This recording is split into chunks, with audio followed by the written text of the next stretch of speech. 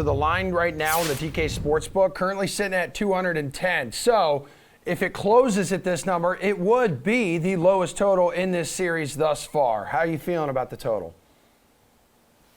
It really depends on who you think is going to win the game, because the Celtics have gone over in both wins that they've had, and the Warriors have gone under in all three of the wins that they've had. So this really depends on who you think is going to come out and win this game. And I'm going to take the over on this one. It is starting to creep a little lower than some of the totals in the previous games. And if it does close at this, it'll be the lowest total. So I'm going to take the over for now. And I think really the way to bet this is who you think is going to win this game.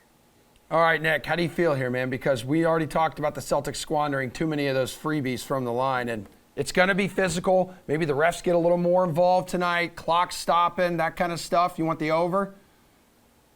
You know, Chinmay is spot on about, kind of game flow. If you think Boston's going to win, history suggests that this game will go over. You know, the games that they've won in this series, they've shot the ball pretty efficiently. They've hit a bunch of threes.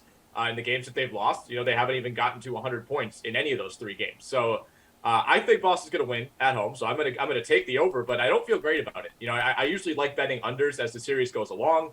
A lot of the kind of matchup issues that you see early on in a series, for example, letting Steph Curry hit 6 wide open threes in the first quarter of game 1, like things like that get tightened up as the series goes along. Rotations are shortened. All the tweaks that you can make when you're playing a team for the 6th time in a week and a half. All those things tighten up, and that usually leads to lower scoring games. You also look at the pace, which is for the series, 95.1. That would be the lowest pace. Like no team played at a pace slower than that during the regular season. So that's about what you expect at this point in the playoffs. Every possession matters. And as the series goes along, you tend to see these games played more slowly and more slowly. But I do think Boston bounces back. I think we see one of those kind of barrage nights from 3 where they hit 15, 16, 17 threes. And that's probably enough to push this one just over.